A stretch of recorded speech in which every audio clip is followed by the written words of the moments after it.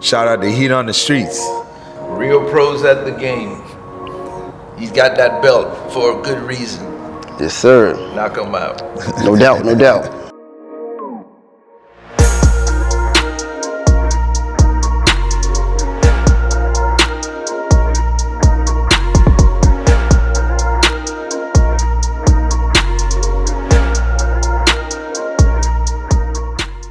What's up, you know what I'm saying? This is Sean Quinn from the Heat on the Street magazine at SpecV Motorsports.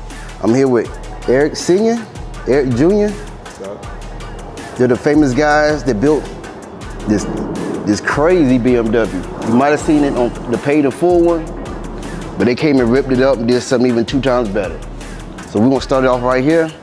So they're gonna tell us a little something about what they got going on, what they done, and the history behind it. I'm Erick Sr., and I'm the original creator of the paid in full movie car. And I did that car for a gentleman named, we call him Big Age. He's a Bronx and Harlem guy. And he came to my shop back at about 1991. I did a couple of cars for him before I actually did the paid in full movie car. And he approached me about building him a car, and I did. And he's the one who had the contacts to put it in the movie. So where you start from? I know you talked about your dad a little bit, but he taught you everything get down and dirty when you started, or you just kind of knew, then you flow with it from there? Okay, well, it's a combination of both. So my influence in working on cars came through my dad, because he's a certified BMW, Mercedes mechanic. He had his own business, so I grew up going to the shop since I was, say, like 10 years old. But he wouldn't let me touch anything until I was around 15 years old. And that's where I really learned how to take cars apart and understand what they're really all about. And he had a lot of customers. And when it comes to business-wise, when I decided to work on the same property as him, well, I would have to say we, because he had to give me a couple of stalls to work out of so I could get my business career, started. And I got some of his customers, and I built some classic Benzes for them. And that's how people knew that I can work on different cars. I love JDM cars, which means that those Japanese cars like Z's and stuff like that. I'm a Z guy too, besides Beamers and all that. So I just love cars in general. So we work on all types of vehicles. We can please a mass amount of the people out there that are car lovers. If they wanted something special or just keep it true classic, we could do that for them and satisfy them. Because in my day, I had at least 15 different type of cars in Harlem every weekend. And I used to go out there every now and then with them too, and go celebrate and have basically a little car parade in the late 80s and early 90s up there in the Bronx and in Harlem. Harlem was the place to go to show off your ride up there in the summertime. Yo, Erick Jr. What's up, man? So what's your part in this right here, dog? What's your part of the 2025? Well, me and my dad, a few years ago, we decided to come together. We saw that these E30s are kind of coming back in style, and we decided to build something together. At that point, we had been working with each other for the better part of, I would say, good 6 years. And, we was doing what we, do, but we wanted to spice it up for ourselves. And we know in this business, you got to be able to make a name for yourself. And we knew with the background of what we've done and what he's done in the past, that, we could put something together that a lot of people will love and do love. And, we wanted to just do something for the people and for the community. What's up? So how long it takes to build one of these monsters, and how you come up with your concept? Okay, it takes approximately 1.5 years to build these cars, even though people try to rush us all the time to do it in a shorter period of time, but that's the about time. And what we do is we talk to our customers to find out what they're about. What do they want out of this type of car? And put their flavor into it, and then we can add anything else we like that we think they're going to like, and they clear it, and then we make it happen. So it's a whole interview process because we got to do the interior. People want different colors of these cars, different interior styles, and we could satisfy the masses with it because we got a lot more room to do more work. This is just one version, and we have a couple of more versions of this car coming down the line for 2026. How much would it be to build a machine like this on a ballpark figure? Okay, on a ballpark figure, this car is easily around $100,000 if you want to really make it nice. And it all depends on the materials. Do you want an engine swap? Do you want all leather or any specific types of materials? The custom wheels we can make you. We have our own line of SpecV wheels that are coming out in the spring, and we've put them on other vehicles that haven't been released yet, so our audience could get to see what else that we got to offer. So it's from front to back. Our vehicle in particular is worth a little bit more than that because we took everything off this car, changed every mechanical part on it, underneath, inside, in the motor, you name it, we wanted to do it because it's a keeper for us. So what's all the features on this machine, bro? All right, so it's a lot, but so basically, I'll start off with the kit itself. So it is what they would call a Folger kit. It's a classic kit that was made in the 80s, specifically for the E30. So what we ended up doing, importing it from Germany. Once it got here, we started going around it. You know, we wanted to be able to make this thing a little extra special. So instead of us just putting the kit on the car like right out the box, we decided to do some nice upgrades to it just to modernize it a little bit. So by modernizing, what I mean by is small vents like on the side here, accented with some handcrafted. We bent that and put a nice brushed metal shine to it. It's all aluminum. Same thing on the sides of the car. We call it a ground effects kit. We did everything here in-house. It took a while, but you know, we knew it was gonna make something real special. It also doubles as a protective plate underneath the car, so it isn't just superficial. It actually bolts to the chassis of the car. So it's what you would call a partial flat bottom. Basically, it means that air just can smoothly glide underneath the car without getting caught up in between the bumpers and stuff like that and the fenders. So same thing with the front. On the sides, what we decided to do is we widen the rear quarter panels further so we can put some extra vents by the tail lights, and to make them functional, I decided to put in a third brake light in there. So whenever it's at nighttime, red brake light will shine through the little vents on the sides. I made a custom spoiler for the trunk, handmade, made it out of foam. And then I overlaid that with fiberglass, dug out the innards of what I had created out of the foam, and then I molded that to the actual steel trunk, made the vent and everything like that. Going on to the engine bay, we cut the hood ourselves. We have two hoods for it. We have the hood that we drive everywhere just in case if we ever get caught in the rain or whatever.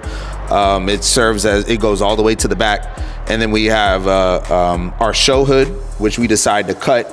And the reason why we cut it in that way is we actually went over, you're looking at like some of the newer cars. If you look at some Lexuses and Benzes, you pop the hood, you see they got a lot of like plastic shielding going around the engine, so it just looks like it's a nice clean fit in there. So we took that same idea and decided to make it into the hood. So basically all you see is the engine in the center, and then it goes up towards the shock towers on the side.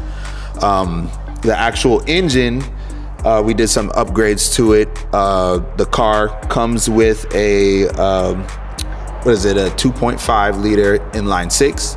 What we decided to do with it is get individual throttle bodies to put on the car. What it does is makes the response faster and quicker, similar to like how motorcycles are. So it gives you like a nice high pitched whine when you step on it. It almost sounds like trumpets. Like it almost turns it into a musical instrument whenever you're hitting the gas on it. And and stuff like that. Did some nice other little upgrades in the cylinder head, so it could rev up higher and faster along with the ITBs. We put a tune on it. We had to have a standalone ECU to help control the ITBs so it could be really fine tuned, so it could have a nice sharp sound. And then after that, you know, we had a custom exhaust. The list keeps on going. We got a custom exhaust, stainless steel, going to a Flowmaster. What we really like about it is that the Flowmaster is usually made for V8s, but it also gives you a nice deep tone. So usually with these inline sixes, you get a lot of raspy noise with it, you know? But with that muffler on it, it gives it like a nice deeper tone where, you know, it just sounds a little different. So it just helps it separate itself whenever we rolling down the road or we pull into somewhere, you know, it just automatically has like a different vibe, a different tone to it all together. As far as with the wheels, we got the wheels made out in California by a company called Love 20B. They're good guys out there. So we bought some Alpina B3s. Those originally were made for the E30 back in the day, Alpina. And we took that, it was a monoblock wheel, so it was just one piece. Took it to them, they cut it into 3 pieces and put those big barrels on it. So now it's a 14-inch wide tire. From it being like, you could say, I mean, I don't remember the original specs, but it was probably could fit like a, I don't know. I think it was like a 7 before, wide inch tire. Now it's like a, you know, 14. So we doubled the size. In the rear, tires are like 335s stretched. They originally were supposed to fit 345. So we're talking about Ferrari F40 tires or Countach tires that could actually fit, you know, on the car. Up front, they're 11 inches wide, same deal, cut it, 3-pieced it, you know, and then we actually color match the center face to the pearl white that's on the car. Speaking of the color of the car, we made that ourselves also. I call it yayo white, you know, for the car, you know, the vibe, it just fits perfectly with it. My main goal with the color, I wanted it to mimic the texture of silk. So I wanted to put a lot of silver pearls and white pearl mixture in it. So it could kind of give it like that slightest gray. You could call it like dirty snow type of look, you know. But when it gets in the sun, it's very reflective. So, I mean, you know, it's almost blinding, you know, from what it does and the characteristics of how it got mixed. After that, we got all white leather interior. We call it a triple white interior. We color match certain aspects of the interior with the outside color along with white suede and white leather. So that's where the triple white aspect comes from. And we trimmed it off with black piping, just because the original car had black piping as well. So we wanted to definitely add that little bit of touch into it to help it go through. But yeah, after that, you know, we got some other little things like color matching everything. If you look inside the gauge cluster, we painted the gauge cluster. We painted around the daggone vents, around the air conditioning vents around the car. Just so much little detail that it really takes, you know, multiple times for people to look at the car, for them to just notice all these little things. And we made it specifically just like that. It's an art piece at the end of the day. And it's just a celebration for, you know, what we do and for the community all together. Yeah. So we got some big things planned ahead. We do have a few customer cars that will be ready for 2026. And it's gonna be great. They're gonna be awesome. All their own different flavors for the streets and for everybody. I think it's gonna be something, just a little something for everybody. As far as with the business, we definitely in the near future, we want to be able to transition from not only just doing body work and altering kits that are already pre-existing. We want to be able to make our own kits and use different materials, different composite materials, whether it would be fiberglass like what we're usually working with now, and even all the way up to carbon fiber. So that's something that we really are like, you know, focusing our attention to as far as with future plans, and also being able to provide the public with more ways to be able to support us. So, you know, as you could imagine, not everybody has a huge chunk of cash to be able to dump on a car. So what we want to be able to do is come out with merchandise and even more products for cars. Car care stuff like soaps, waxes, and all type of stuff that you could add on your car.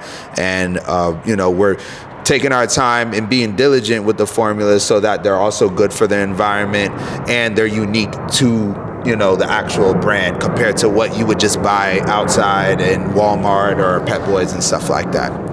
Gotcha. Well, y'all heard it first. The Heat on the Street brought y'all SpecV Motorsports with the double E's. They came straight from New York. They representing Charlotte now. But you know, you heard it first from me. You know what I'm saying? The Heat on the Street. Hey, little E. Yes, appreciate sir. it, bro. Oh, yeah. Big E. Appreciate it, dog. Yes, sir. No doubt.